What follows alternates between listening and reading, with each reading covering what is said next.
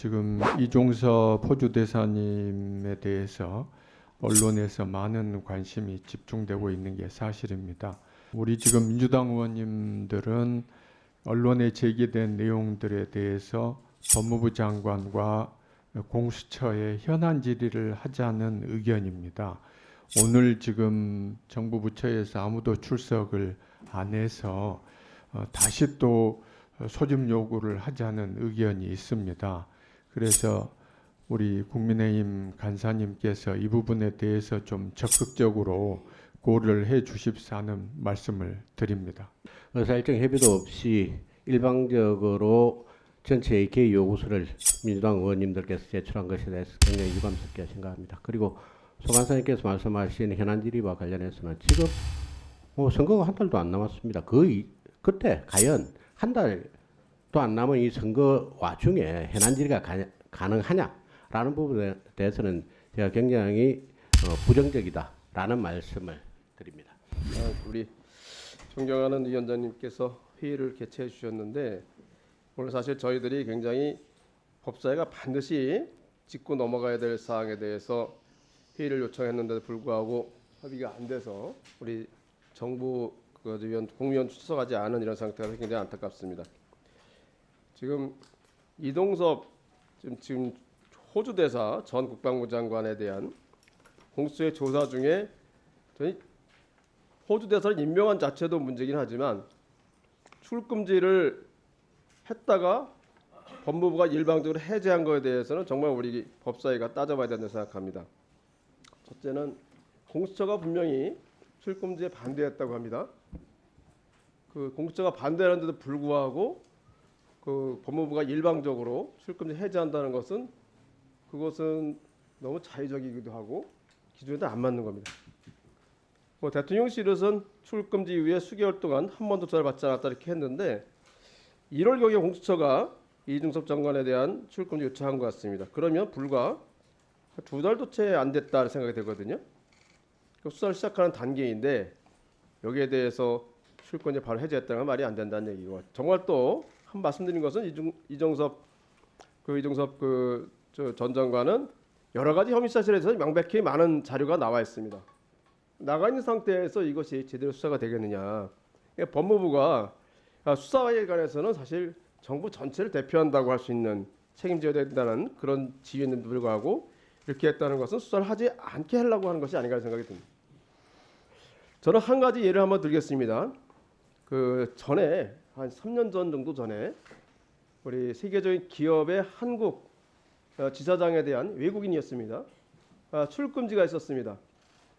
그 지사장은 계속 재판에 꼬박꼬박 나오고 그랬는데 본사 회의에 가게 해달라고 그 출국을 하게 해달라는데 그것도 잘 안 해줬던 사례가 있습니다. 법무부 검찰에서요.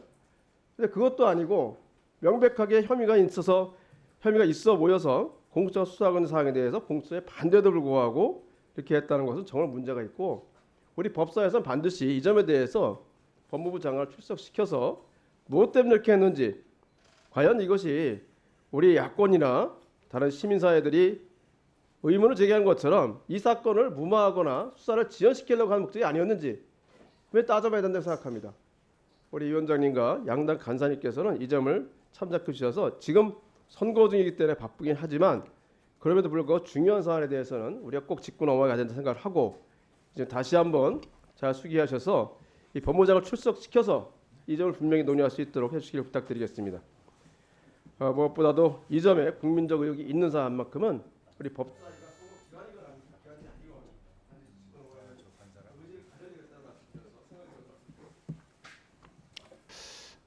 지금 이종섭 호주대사님에 대해서 언론에서 많은 관심이 집중되고 있는 게 사실입니다.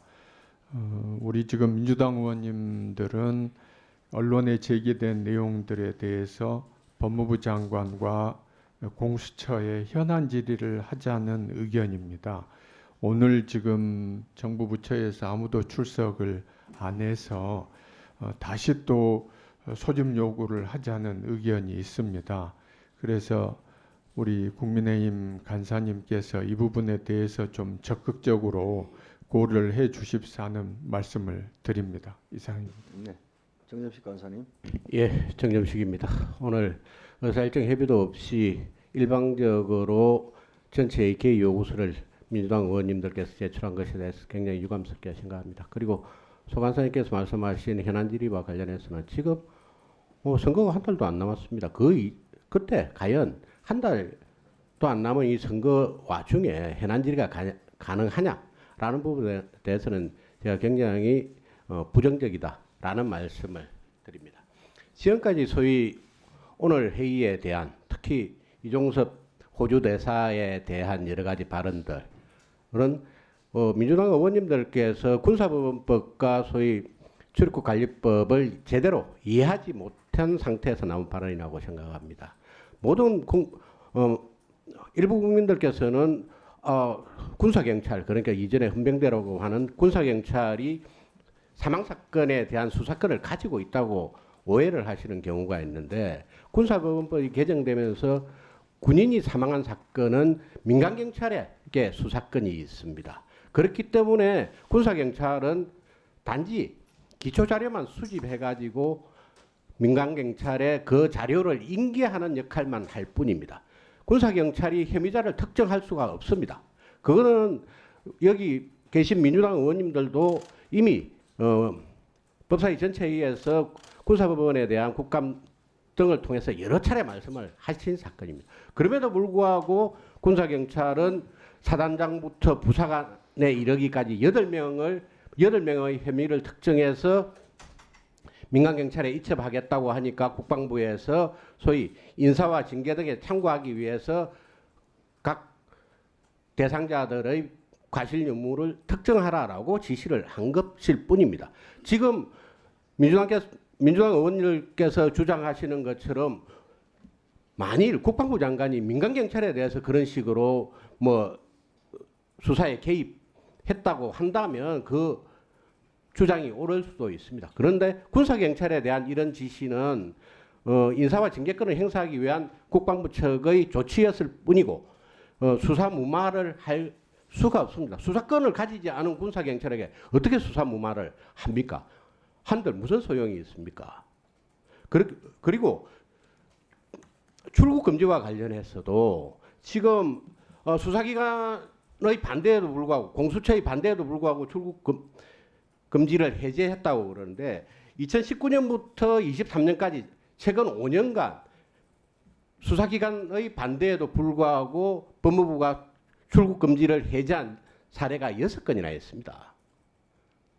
이 건의 경우에도 23년 9월 공수처가 민주당의 고발장을 접수하고 난 이후에 지금까지 수사를 전혀 하지 않았습니다. 그런 상태에서 자발적으로 호주 대사가 공수처에 출석해서 조사를 받고 출국한 사례입니다.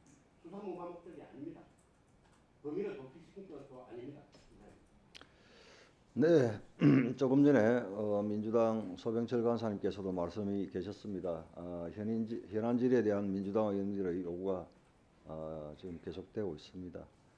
양당 간사님은 이 부분에 대해서 의사일정 협의를 계속해 주시기 바랍니다.